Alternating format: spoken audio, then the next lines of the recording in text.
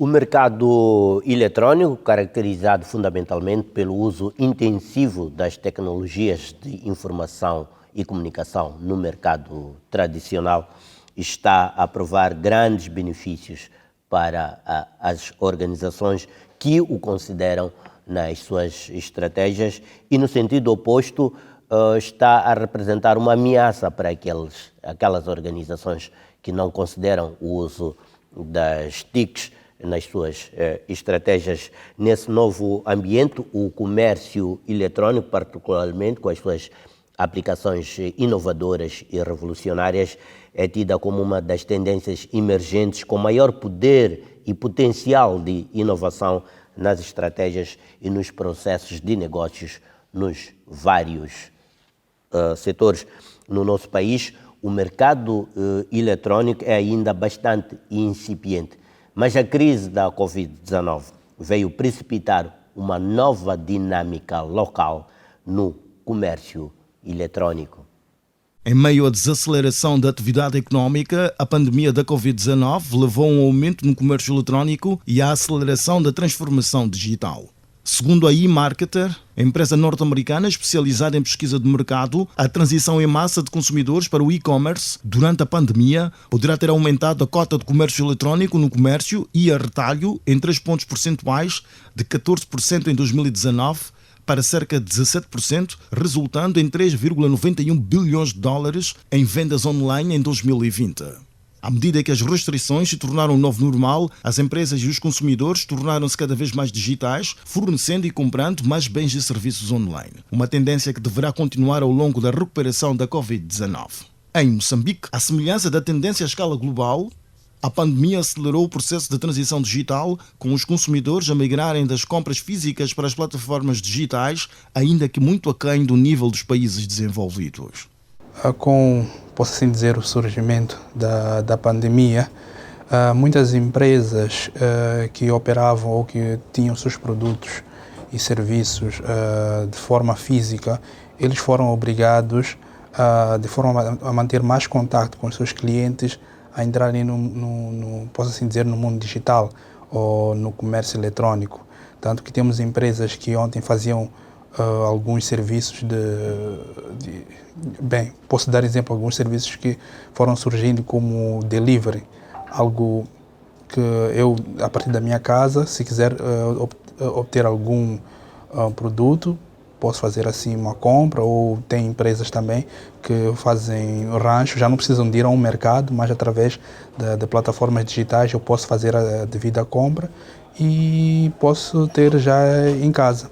Então, isto de certa forma foi algo que teve um grande impacto naquilo que é o comércio eletrónico, porque se formos já a fazer alguma comparação, o antes e depois, o comércio eletrônico teve mais impacto já a partir da pandemia, em que também houve aquela questão do distanciamento, então muitas empresas optaram mesmo por isto. Eu falo isto porque uma boa parte dos membros da nossa associação, a Ampitic, eles também faziam alguns serviços que posso assim dizer que não eram precisamente na área do comércio eletrónico. No caso de Moçambique, a transição digital está, igualmente, a conhecer um período de aceleração, não só devido à Covid-19, mas também à evolução da própria estrutura da economia. Vejo uma clara evolução aqui desta forma de comércio, na medida em que cada vez há mais utilizadores de internet, portanto a taxa de adoção da internet tem vindo a crescer. Isto deve-se muito ao facto dos custos de acesso aos smartphones estarem a descer, tanto a nível dos smartphones que são introduzidos maioritariamente pelas operadoras, como também por um mercado de segunda mão que começa a ser considerável, e muitas marcas também chinesas que estão aqui a entrar no mercado. Eu acho que isso obviamente tem um impacto no universo de utilizadores de smartphones, que por sua vez passam a ter acesso à tecnologia online. Se por um lado o comércio eletrónico encontrou uma oportunidade para fortalecer e promover a economia nacional, por outro, coloca em evidência a falta de um quadro regulatório forte e alinhado a esta indústria. Além dos problemas relativos à segurança e à fiabilidade, o déficit na legislação sobre o comércio eletrónico tem implicado perdas de receitas pelo Estado, visto que a tributação específica deste tipo de atividades não é devidamente alcançada pelo quadro em vigor. As entidades competentes precisam de criar mecanismos, estou a falar de regulamentos e políticas, para que possa observar nesse sentido. Porque sem esses instrumentos que possam orientar aquilo que é o comércio eletrónico no nosso país, fica meio complicado de estar a resolver uma situação, porque precisamos de alguma base para que possamos orientar. E se as instituições criassem uma espécie de selo eletrônico, no sentido de podemos operar no comércio eletrônico, mas é preciso saber se esta empresa cumpre com todos os critérios para operar neste mercado. Por exemplo, tem ali a loja ABC, vem um selo. Então eu clico naquele link, podemos chamar assim, e vejo se esta empresa está registrada e pode fazer esse tipo de transações eletrônicas, se queremos chamar assim.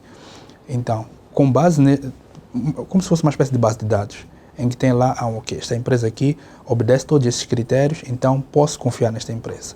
Porque não vamos dizer somente que as empresas devem ficar no comércio físico, porque o mundo hoje é dinâmico. Outro sim, o ritmo de conhecimento de comércio eletrónico no país despoleta um certo ceticismo relativamente à emergência de uma concorrência desleal entre os operadores de comércio eletrónico e os tradicionais. No entanto, como explica o consultor Frederico Silva, dificilmente haverá espaço para tal situação, dada a natureza conservadora do mercado nacional. Mas quando falamos do mercado moçambicano, eu vejo também as coisas noutra ótica. Eu acho que esta evolução não é uma evolução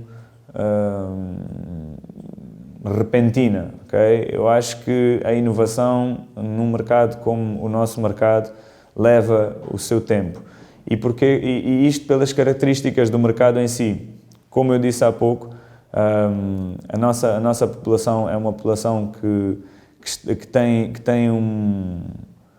tem uma disparidade enorme do ponto de vista da distribuição de riqueza e o facto de haverem determinados negócios que passam a vender online não significa que estes negócios vão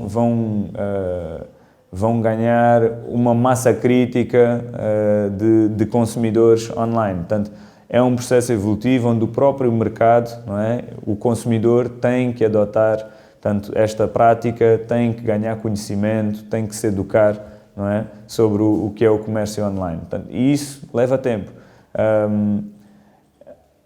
As pessoas que vamos dizer, que estão no segmento de baixa renda, por exemplo, vão demorar muito mais a fazer compras online e vão continuar a alimentar aquilo que é o comércio convencional. Neste contexto, o Governo precisa investir na construção de um ecossistema de comércio eletrónico que permita alterações nas políticas públicas e nas práticas empresariais para melhorar as infraestruturas digitais e comerciais, além de estabelecer um quadro legal e regulamentar adequado às transações de segurança online. Temos um quadro legal que esteja alinhado com esta, vou chamar-lhe, indústria.